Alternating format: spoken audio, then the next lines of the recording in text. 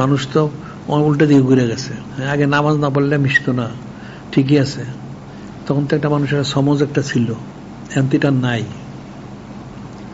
তারপর যারা নামাজ পড়ে, কতটুকু নামাজ, শুদ্ধ নামাজ পড়ে, এরা কি তাদের এখলাসের জন্য কোনো কোশিশ করছে? সেটাও দেখার বিষয়। কোনো কামেল শায়েখের থেকে বায়াত হয়েছে?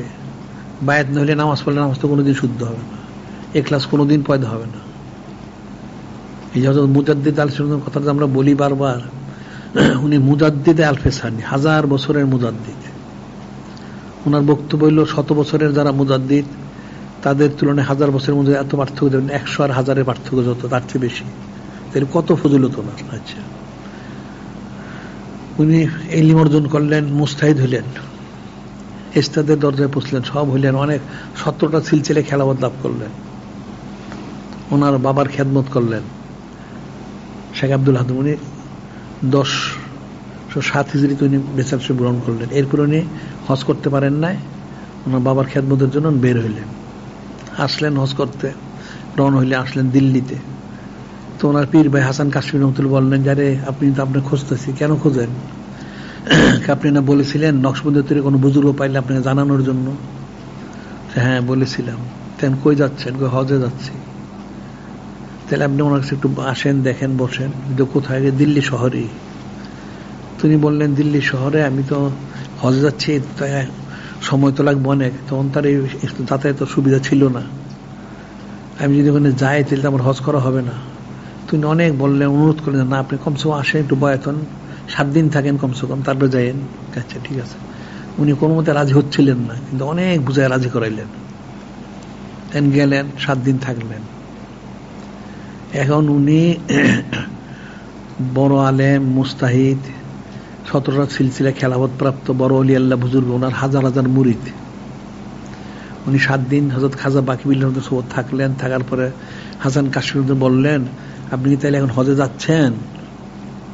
উনি চুপ থাকলেন কতক্ষণ, চুপ থেকে বললেন, হজে তো যাওয়া দরকার ছিল তাইলে, কিন্তু এখলাসবিহীন হজ করলে কি হবে?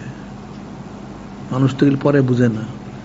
উনি বললেন, হজে তো যাওয়ার দরকার ছিল আমার, হজ তো ফরজ হয়ে গেছে আমার, কিন্তু এখন আমি 7 দিন শপথ করে যা হাসিল করলাম, এত বছর যা করছি তার চেয়ে বেশি করছি, হাসিল করছি। আমি এখন বুঝতেছি যে আমার পূর্ণ এখলাসই অর্জন হয় নাই, আমার পূর্ণ এখলাসই অর্জন হয় নাই। তাহলে এখলাস ছাড়া হজ করলে কি হবে? আগে এখলাস অর্জন করতে হবে। উনি 2.5 মাস থাকলেন, হজ তো গেল, বাড়ি গেলেন, আবার আসলেন, মোট 3 বার সৌদ ইখতিয়ার করছেন, উনি পূর্ণতে বসলেন। তো ওনার ফজিলতের কার সম্মান আল্লাহ পাক কাবা শরীফকে সেদিন শরীফ পাঠিয়ে দিলেন, সুবহানাল্লাহ। এখন ওই জায়গাটা চিহ্নিত করা আছে। ওনার মতো ব্যক্তিত্ব বললেন যে এখলাসবিহীন হজ করলে কি ফায়দা হবে? তাহলে এখন এখলাস কার আছে? এখন এখলাস তাহলে কার আছে রে বলুক? কঠিন একটা বিষয়। এখন যুগে মানুষ কবুল হন না হন মালিক আল্লাহ পাক, ওনার হাবিব, ওনারা সেটা বুঝবেন, ফয়সালা। কিন্তু বান্দার তো কোশিশ করতে হবে। বিষয়টা তো অনেক কঠিন, অনেক সূক্ষ্ম বিষয়।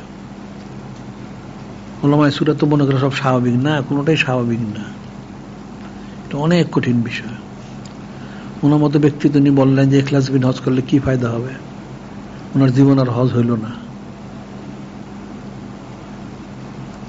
কিন্তু অনেক কঠিন। উনি তো একমাত্র নকশবন্দি তরিকা ছাড়া সব তরিকার খেলাফত লাভ করছেন আগে, পরে ওইটা লাভ করলেন।